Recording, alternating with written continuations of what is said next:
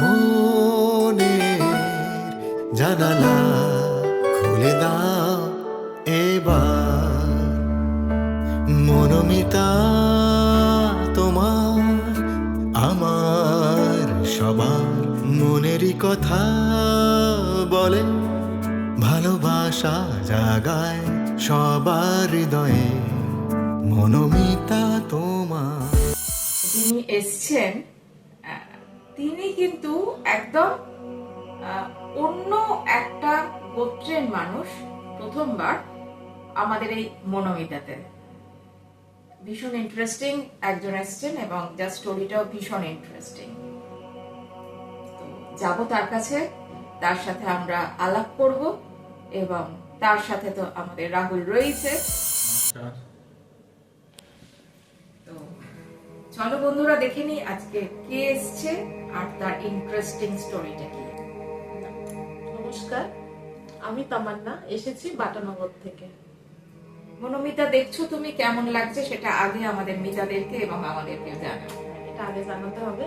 তো মনোমিতা দেখে ভীষণ ভালো লাগছে, একটা প্ল্যাটফর্ম যেখানে লুকিয়ে থাকা আমাদের মনের ভেতরকার কষ্টগুলো আমরা তুলে ধরতে পারছি, সেরকম একটা প্ল্যাটফর্ম। তো খুবই ভালো লাগছে। তো আজকে তামান্না এসছে আমাদের মধ্যে।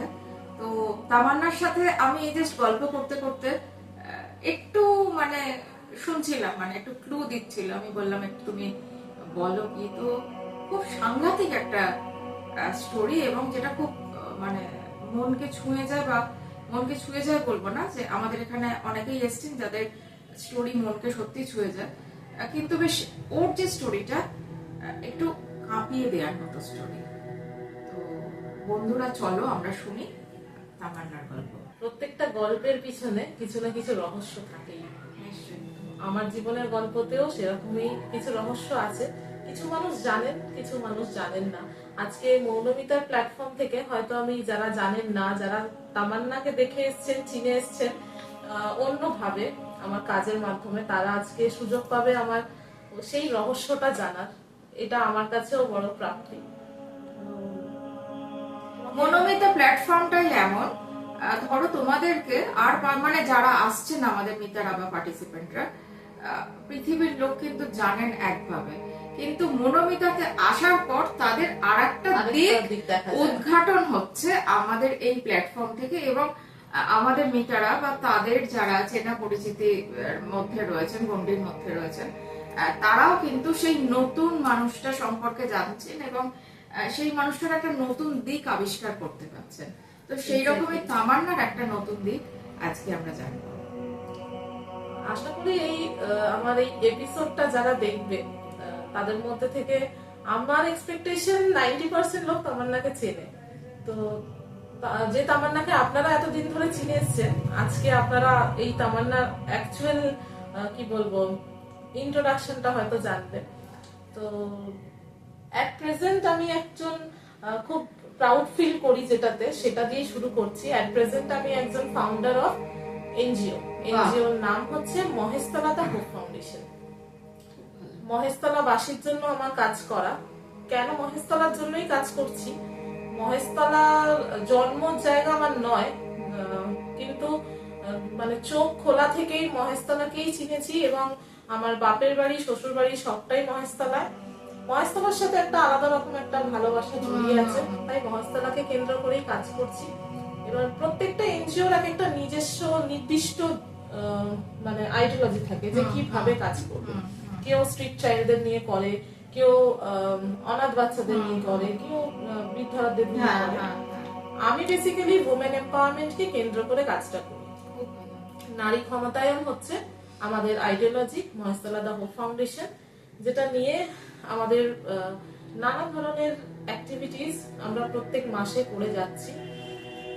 অ্যাকচুয়ালি এই সমাজসেবা কাজটা আমি বহুদিন ধরে করছি, কিন্তু সেটার উপরে না কোনো ওই বলে না একটা লিগ্যাল যে স্ট্যাম্প, সেটা ছিল না। আমি রেজিস্ট্রেশন পেয়েছি জাস্ট এই 6-7 মাস আগে। তো এখন একদম পুরো লিগ্যালি কাজটা করছি। এর সাথে সাথে আমার নিজের প্রফেশনাল দিক, যেটা হচ্ছে ক্রিয়েটিভ কিচেন, যেটা আমার প্রথম পরিচয়।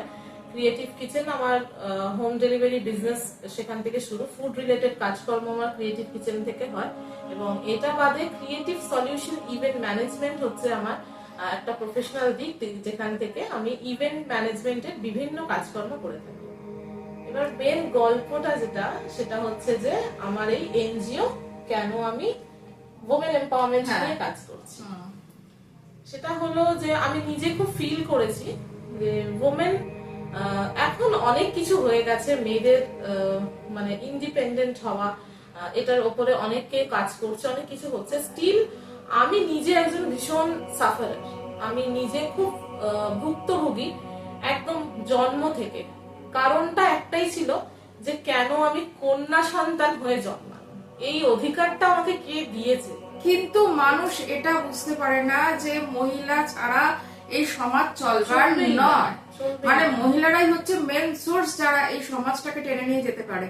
আর সব থেকে বড় কথা, মহিলারা হচ্ছে মায়ের জাত, মা ছাড়া সন্তান কি করে জন্মাবে? মানে আজকে যদি মহিলা ক্রমশ এইভাবে মানে সমাজ থেকে সরিয়ে দেওয়া হয়, বা মহিলা মেয়ে হয়েছে বলেই সেটা একটা অভিশাপের জায়গা তৈরি হয়ে গেল। মতো করে যদি যে মা জন্ম দিয়েছিল এই কন্যা সন্তানকে, সে যদি ভাবতো, তাহলেই তো এই স্টোরিটা ক্রিয়েট হতো না। সে তো বটেই, মানে ভাবা যায় না, জাস্ট আজকের দিনে ভাবা যায় না।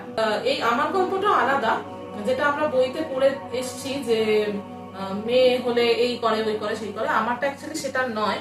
আমার কেসটা হচ্ছে যে আমার আগে অনেকগুলো কন্যা সন্তান অলরেডি ওই ফ্যামিলিতে জন্মেছিল। ওনাদের একটা আশা ছিল যে একটা পুত্র সন্তান হবে যে ওনাদের ভবিষ্যতে ওনাদের দেখবে।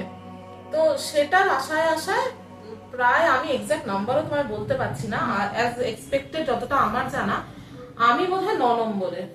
আমার আগে 7টা মেয়ে, তারপরে একটা ছেলে হয়। ছেলে হওয়াতে ওনাদের মোটামুটি সব আশা আকাঙ্ক্ষা ফুলফিল হয়ে গেছে, ওনারা খুবই আনন্দিত। তারপরে যখন আবার নতুন একটা ইস্যু আসে, তখন ওনারা ডিসাইড করেছিলেন যে এই সন্তানকে আমরা রাখবো না, পৃথিবীতে আনবো না। উনি তোমার মানে অ্যাবর্শন করার চিন্তা ভাবনা করে ফেলেছিলেন। তারপরে ওনার সাথে আরেকজনের আলাপ হয়। সে বলে যে তোমার তো এতগুলো সন্তান, একটা ফ্যামিলি আছে যার একটাও সন্তান হয়নি, 3-3টে ছেলে হয়ে মারা গেছে। তো তুমি যদি চাও তাহলে এটা যাই হবে, তুমি যদি ওদেরকে দিয়ে দাও তাহলে ওদের ফ্যামিলিতেও একটা বাচ্চা থাকলো। তো তখন আমার যে বায়োলজিক্যাল মাদার, তিনি হয়তো ভেবেছেন যে আমাকেও এই পাপটা করতে হলো না, অ্যাবর্শন করলাম না, প্লাস এর সাথে সাথে একটা পুণ্যের কাজও হবে যে একটা এমন একটা ফ্যামিলিতে আমি একটা সন্তান দিলাম যারা তারাও সন্তুষ্ট হলো, আর বাচ্চাটাও হয়তো ভালো জায়গায় থাকবে, যেহেতু ওদের বায়োলজিক্যাল কোনো বাচ্চা আর নেই। সেই ভেবে উনি রাজি হয়ে গেলেন। আচ্ছা। তো আমার এটা শোনা কথা যে আমার জন্মের ঠিক পরে পরেই, মানে একদম ঘন্টা 1-1.5-এর মধ্যেই আমাকে নাকি বাজারের ব্যাগে করে দিয়ে আসা হয়েছিল আমার নতুন পরিবারের কাছে। বাজারের ব্যাগে করে? বাজারের ব্যাগে করে, যাতে পাড়ার লোক না দেখতে পারে, যাতে কেউ এই চিহ্নটুকু না জানতে পারে যে এই পরিবারে এক্ষুনি একটা বাচ্চা জন্ম নিয়েছে। সেই পুরো চিহ্নটা যাতে মিটে যায়। জন্মটা কি বাড়িতেই হতো নাকি বাড়িতেই? বাড়িতেই। ও মানে তোমার আগে যেসব ভাই বোনদের জন্ম সবই বাড়িতেই হ্যাঁ, হয়েছে? তুমি খুব অবাক হবে শুনে, খুব দূরে না, মাজারহাটের যে বস্তি এরিয়া, মাজারহাট রেলওয়ে স্টেশন, সেই রেলওয়ে স্টেশনের বস্তি এলাকাতেই আমার জন্ম। তো যাই হোক, ওখান থেকে আমাকে নিয়ে যাওয়া হয়, এবং আমার অজান্তে, আমি তখন কিছুই জানি না, বুঝিও না, কয়েক ঘন্টার বাচ্চা, কোনো প্রশ্নই ওঠে না। আমার অজান্তেই আমি এক পরিবার থেকে আরেক পরিবারে তাদের মুখে মানে হস্তান্তরিত হওয়া যেটাকে বলা হয়, তুমি মানে অ্যাকচুয়ালি হস্তান্তরিত হলে। তবে সেখানে হয়তো আমার মাধ্যমে ওনাদের একটা ভালো মানে দিন হয়তো আসতে চলেছিল, ওনাদের মুখে হাসি ফুটবে। আমার মানে যে অ্যাডপ্ট করেছিলেন তিনি আমার বাবার জন্যই আজকে আমি এখানে পর্যন্ত আসতে পেরেছি। তো বাবা এটা খুব ভালো বুঝেছিলেন যে এই ব্যাপারটা এত সহজে, এত ইজিলি হ্যান্ডেল করা যাবে না, যে আমি জাস্ট নিয়ে এলাম, আমি আমার নাম দিয়ে দিলাম, ব্যাপারটা এখানে হয়ে গেল। তখন বাবা ডিসাইড করেছিল যে উনি ওনার পরিবারের কারোর সাথে যোগাযোগ রাখবেন না যতদিন না আমি বড় হচ্ছি, যাতে কেউ কোনো প্রশ্ন না করতে পারে যে হঠাৎ করে তোমাদের এই সন্তানটা এলো কোথা থেকে। ইভেন আমার বাবা মানে চাকরি যেখানে ছিল সেখান থেকে উনি ওটা ছেড়ে, আমার বাবা প্রাইভেট একটা জব করতেন, ওটা ছেড়ে নতুন একটা জবে জয়েন করলেন, নতুন একটা অচেনা জায়গায় এসে বাড়ি করলেন, বাড়িও করেননি তখন ভাড়ায় ছিলাম, এসে ওখানে মাকে নিয়ে আমাকে নিয়ে থাকতে শুরু করলেন, যাতে আশেপাশে কেউ না প্রশ্ন প্রশ্ন করে। 18 বছর বয়স পর্যন্ত আমার বাবা নিজের পরিবারকে নিজের থেকে সরিয়ে রেখেছিলেন। উনি ওনার মা মারা যেতেও, মানে আমার ঠাকুমা মারা যেতেও উনি দেখতে যাননি, কিছুতেই উনি যেতেন না। কিন্তু আমার মায়ের যে পরিবার, যারা কলকাতায় বেস্ট করে, আমার মা তো তার পরিবারকে ত্যাগ করতে পারেননি। এবার বাবা মা মানিয়ে নিলেও কি হবে, আমার মায়ের যে পরিবার মানে রিলেটিভসরা, তারা কোনো দিন মানিয়ে নিতে পারেনি, এবং তারা রীতিমতো প্রত্যেক দিন আমার মাকে প্রভোগ করতো যে বেকার, এর জন্য করিস না, তোরা যে আশায় নিয়েছিস সে করে ইন ফিউচারে দেখবে না, কিচ্ছু করবে না, তোদের সম্পত্তি নেবে, নিয়ে বিয়ে করে চলে যাবে। সেই যে আমার মায়ের মাথায় ঢুকলো, আমার মায়ের ব্যবহারে আমি কিছুতেই পরিবর্তন ঘটাতে পারলাম না। ইভেন আজও পর্যন্ত আমার বিয়ে হয়ে গেছে, আমার কাছেই আমার বাবা মা প্রায় সময় আসে থাকে, তাদের সমস্ত দায়িত্ব আমার, কিন্তু তাও কোথাও যেন একটা ওই গ্যাপ থেকে গেছে। এই হচ্ছে ব্যাপারটা। আমার মা না অ্যাকচুয়ালি অনেক রকম মানে অপারেশন, সার্জিক্যাল অনেক রকম ফেস থেকে তো গো থ্রু করেছে। মায়ের ওই মেন্টাল স্টেবিলিটি ব্যাপারটা নেই, কিন্তু মা আমি যখনই ওনার জন্য কিছু করি তখনই মার মনে হয় যে না, আমার এই ডিসিশনটা বেস্ট ডিসিশন ছিল, আমার এই মেয়ের জন্য আজ আমি বেঁচে আছি। অনেকক্ষণই 10 মিনিট আবার ওটা মাথা থেকে বেরিয়ে যায়, এটা আছে। তো আমার সেটা নিয়ে কোনো আপত্তি নেই। আপাতত যে জায়গাগুলো থেকে আমি কাজ করছি, আমি কিন্তু কোনো আমার জীবনে কোনো মামা মাসি এই সেই হাবি জাবি কোনো রিলেটিভকে আমি এইটুকু জায়গা দিইনি। আমার জীবনে যদি ফ্যামিলি বলতে কেউ আছে, আমার বাবা মা, আমার শ্বশুর শাশুড়ি আর আমার ছেলে স্বামী, এখানেই আমার এন্ড। এছাড়া যেটা আমার এক্সট্রা যে ফ্যামিলি, সেটা হচ্ছে পুরো আমার এন্টায়ার যে আমি যে কমিউনিটি নিয়ে কাজ করি, বিশাল বড় কমিউনিটি আছে, বড় কথা বলবো না।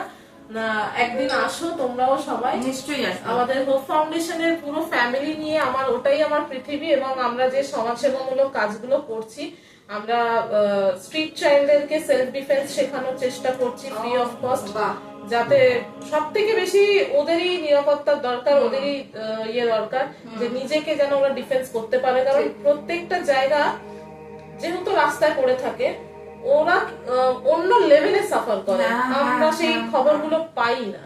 ঠিক। তো এই সমস্ত কাজ নিয়ে আমার মোটামুটি চলছে এখন। বাহ, ভীষণ ভালো, এত ভালো লাগলো তোমার এই এটা শুনে, মানে তোমার অ্যাচিভমেন্টটা শুনে, যে কোন একটা সিচুয়েশন থেকে তুমি তোমার জার্নি শুরু করেছো, করে গিয়ে আজকে তুমি এই জায়গায় মানে এতখানিটা তুমি সাকসেস দেখছো। এটার জন্য সত্যি মনটা পড়ে গেল, ভীষণ ভালো লাগলো তামান্নার এই স্টোরিটা শুনে, একদম ডিফারেন্ট, মানে প্রশংসা করতেই হয়, একদম। অসম্ভব মনে হচ্ছে। Thank you, thank you. হ্যাঁ, সেটাই মনে হচ্ছে না থাকলে এই জায়গায় আসা সম্ভব ছিল। সেই মানে যে বাচ্চাকে থলিতে করে গিয়ে অন্য একটা পরিবারে দিয়ে আসা হচ্ছে, মাই গড, মানে যেটা চিন্তা করা যায় না। আমরা জাস্ট আমি এটা জেনেছি যখন আমি নিজে ক্লাস 10 আইসিএসসি পরীক্ষা দেওয়ার পরে, মানে আমি যথেষ্ট অ্যাডাল্ট, তখন আমি জানতে পেরেছি। উনি যদি এখানে না আসতেন আমরাও জানতে পারতাম না, আমাদের পিতারাও জানতে পারতেন না। অন্তত আমার নেই, হ্যাঁ, আমারও নেই। মানে বাজারের ব্যাগে করে একটা বাচ্চাকে দিয়ে আসা হচ্ছে, মানে হরেবল, মানে চিন্তা করা যায় না। যেসব মিতারা দেখবেন এই এপিসোডটা, মানে ওর পরিচিত, মানে ওকে যারা চেনো তোমরা, কিন্তু এই যে একটা ডিফারেন্ট দিক, ওর একটা মানে জীবনের একটা অন্ধকার দিক, এটা সম্পর্কে আজকে আমরা সবাই জানলাম, তো তোমরাও জানলে। তো সত্যি মানে চিন্তা করা যায় না, সেই জায়গা থেকে এসে তামান্না আজকে একটা এই জায়গায় দাঁড়িয়েছে, মানে হ্যাটস অফ টু ইউ, বিশাল অ্যাচিভমেন্ট। আমাদের যেসব মিডিয়ারা দেখছে, যারা মনে করছে যে আমার মতো খারাপ জায়গায় সিচুয়েশন বোধহয় আর কেউ নেই, বা আর কারোর এরকম সিচুয়েশন হতে পারে না, তারা দেখো যে মানুষের জীবনে সিচুয়েশন কোন জায়গায় যেতে পারে, মানে কতটা খারাপ হতে পারে। তো সুতরাং তুমি যে জায়গায় দাঁড়িয়ে আছো, এটা মনে করার কোনো কারণ নেই যে তুমি খুব খারাপ জায়গায় দাঁড়িয়ে আছো। একদমই তাই। আর আরেকটা জিনিস আমি একটু বলি, মনোমিতার এই প্ল্যাটফর্ম থেকে আমি এটা বলতে চাইবো, আমরা মেয়েরা না সবসময় চাই খুব কমফর্ট জোনে থাকবো, বিয়ে করব, সংসার করব, স্বামীর সংসার, ছেলে মেয়ে মানুষ করবো, হ্যাঁ। সারাদিন ধরে নানা পদে রান্না করব, বাড়ির লোককে খাওয়াবো, আর দিনের শেষে একটু পিএনপিসি করবো, হ্যাঁ। এইটুকু হলেই চলবে। সে যতক্ষণ না আমাদের পিছনে সেই আগুনটা জ্বলছে না যে we have to do it, ততদিন আমরা করি না।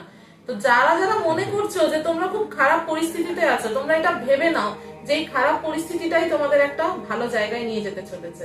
একদম নিজের মধ্যে ওই মানে অ্যাওয়ারনেসটা তোমাকে তৈরি করতে হবে যে আমাকে কিছু করতে হবে, নিজের জন্য তো করতে হবে, নিজের জন্য করছো, নিজের ফ্যামিলির জন্য তো সবাই করে থাকো, বাইরের আর 5টা মানুষ যারা আশেপাশে রয়েছে ভালো নেই খারাপ আছে তাদের জন্য করতে হবে। এই মেন্টাল পিসটা অন্য কিছু থেকে পাওয়া যায় না। ঠিক অন্যের জন্য করা, নিজের জন্য নয়। হ্যাঁ। এমন মানুষের জন্য করা যার সত্যি প্রয়োজন আছে, হ্যাঁ। এই সুখ কিছুতেই পাবে না। এই ঈদে আমি আমার পরিবারকে কি দিলাম, আমি নিজে কি নিলাম, সেটা আমার কাছে ফ্যাক্ট না। আমরা আমাদের হোপ ফাউন্ডেশন থেকে দাঁড়িয়ে 200 জন মানুষকে ঈদে উপহার দিতে পেরেছি, ফ্রিতে নতুন জামা কাপড় তাদের হাতে তুলে দিতে পেরেছি, তাদের যে একটা অন্যরকম মুখের হাসি, এইটা তুমি কোথাও পাবে না দিদি, এই সুখ কোথাও পাবে না। তালি একটা সত্যি। এই কাজের জন্য একটা তালি ওর প্রাপ্য, মানে এই এটা খুবই সমস্ত কিছুর অসাধারণ। জন্য এটা আমার আমার মনে পড়ছে স্বামীজির সেই কথা, জীবে সেবা করে যেইজন সেইজন হ্যাঁ, সেবিছে সেই ঈশ্বর। জন সেবিছে ঈশ্বর। এটা ওনার জন্য উনি হ্যাঁ, কতটা আর সত্যি সবটা প্রমাণিত করেছে সেই শেখার খুব জিনিস। সাপোর্ট হচ্ছে আমার একজন মানুষ, যার কথা না বললেই নয়, সেটা হচ্ছে আমার শাশুড়ি মা।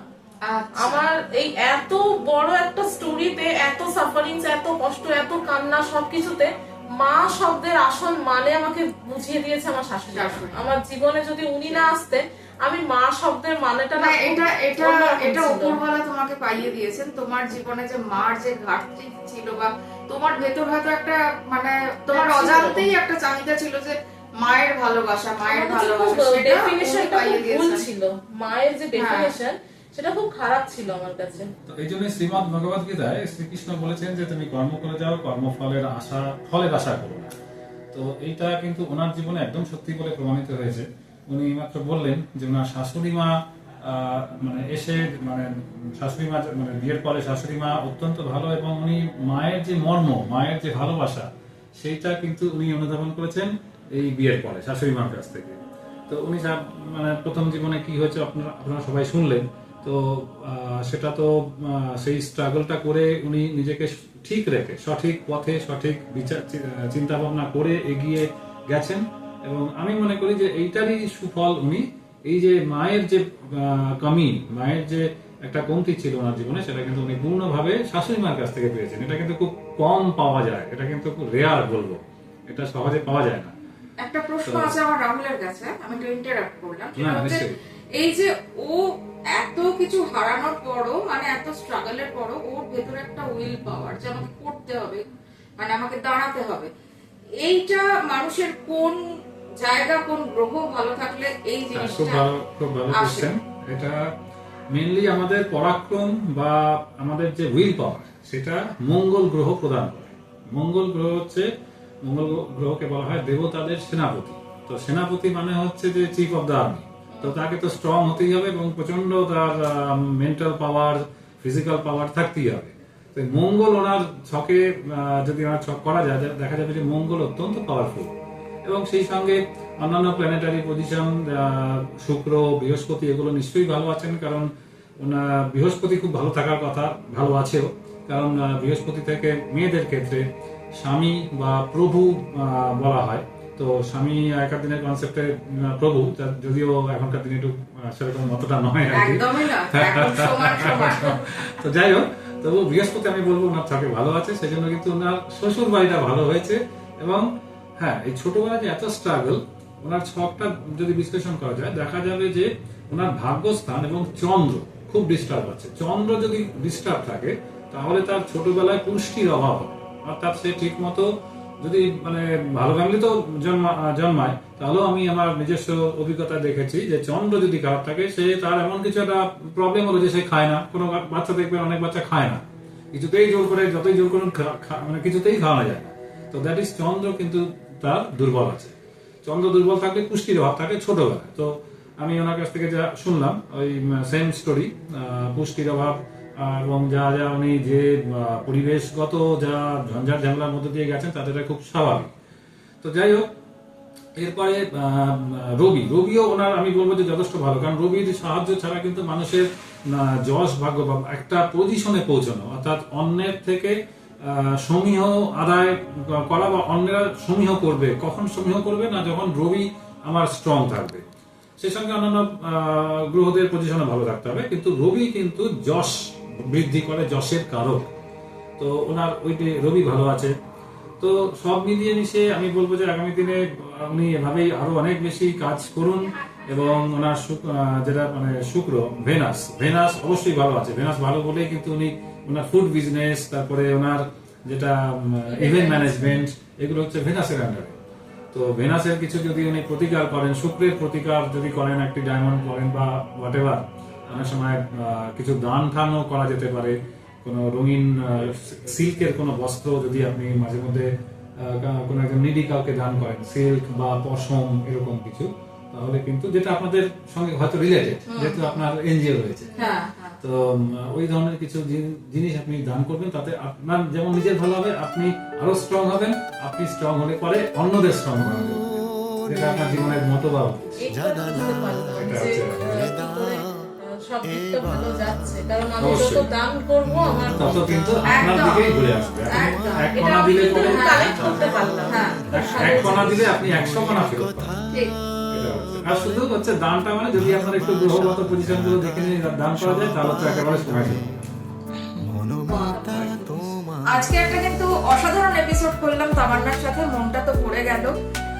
এত স্ট্রাগলের পর এই অ্যাচিভমেন্ট ভীষণ ভালো লাগলো। তাই তামান্নাকে তো খালি হাতে যেতে দেওয়া যাবে না, তামান্নার জন্য রয়েছে সরকারের তরফ থেকে এই রিফ্রেশমেন্ট, এই সুন্দর পেমেন্টটা রয়েছে মা হোমিও ফার্মেসির তরফ থেকে তামান্নার জন্য। মা হোমিও ফার্মেসি একটি অথেন্টিক হোমিওপ্যাথি মেডিসিন স্টোর, যেটা হচ্ছে উত্তর কলকাতার শ্যামবাজারের শ্যামপুকুর থানার ঠিক উল্টো দিকে। তাই আপনি যদি পেতে চান অথেন্টিক হোমিওপ্যাথি মেডিসিন, তাহলে আপনাকে যোগাযোগ করতে হবে এই ফোন নম্বরে। ফোন করে আপনি আনিয়ে নিতে পারবেন আপনার প্রয়োজনীয়। রাহুল এই মা সরস্বতী দিচ্ছে আমাদের আজকের কৃতি মিতা তামান্না। তো যেতে যেতে আমি বলবো, তোমরা যারা এখনো সাবস্ক্রাইব করোনি তারা সাবস্ক্রাইব করো আমাদের চ্যানেল মনোমিতা, এবং যদি তুমি হতে চাও এই মাসের সেরা, তাহলে তোমার ভিউজ হতে হবে কিন্তু 1000-এর উপরে। 1000-এর উপর যত বেশি ভিউজ তুমি করতে পারবে এই মাসের সেরা মনোমিতা। খুব ভালো থেকো, দেখা হবে আবার পরবর্তী পর্বে।